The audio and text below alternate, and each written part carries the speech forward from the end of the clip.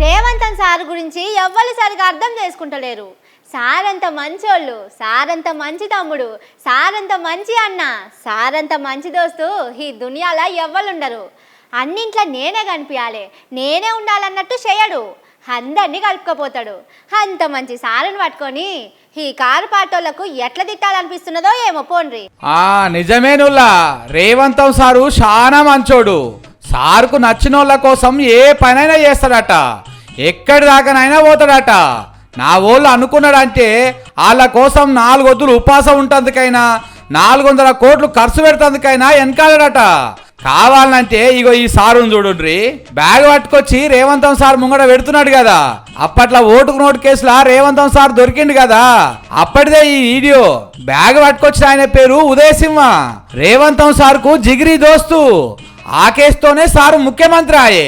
మరి బ్యాగులు మోసిన దోస్తుకు సాయం చేయకుంటే ఎట్లా చెప్పుండ్రి. అందుకే సారు సీఎం కాగానే ఆయనకు కొలువిచ్చిండు.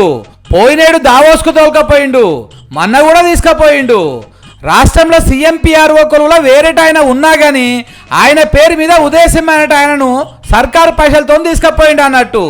ఏం కొలువు లేకున్నా రోహిన్ రెడ్డి అనే ఇంకో దోస్తుకు కూడా సర్కారు పైసలతోని విమానం టికెట్ కొని ఎమ్మటేసుకొని పోయిండు. ఇట్లా బయట దేశాలు పోయినప్పుడే కాదు, దేశంలో ఉన్నప్పుడు కూడా దగ్గర వాళ్ళని అసలుకే ఇడిచిపెట్టాడట. గా మధ్య జైల్లో సేవలు చేసిండనే ఒక ఆయనను పిలిపించుకొని కొలువిస్తానని చెప్పిండు కదా. అట్లనే సారోలు అన్నకేమో కొడంగల్ ఎమ్మెల్యే కొలువు రాసిచ్చే. సోదరుడు మీకు అండగా నిలబడ్డాడు, కానీ మేము ఏ పదవి తీసుకోకుండా ప్రజలకు సేవ చేస్తే దాన్ని కూడా తప్పు అంటున్నారు. ఇట్లా చెప్పుకుంటా పోతే చిట్ట పెద్దగానే ఉన్నది. అల్లుడు, అల్లునోళ్ళ ఇంటోళ్ళు, బామ్మర్ది ఇట్లా ఏ ఒక్కలను ఇడిచిపెట్టకుండా కడుపులో పెట్టుకొని చూసుకుంటున్నాడు సారు. ఓట్లేసిన కోట్ల మంది పబ్లిక్ ని ఏట్లా నూకేసి ఇంటోళ్ళు దోస్తులకే అన్ని ఇచ్చుకుంటే ఎట్లా సారు?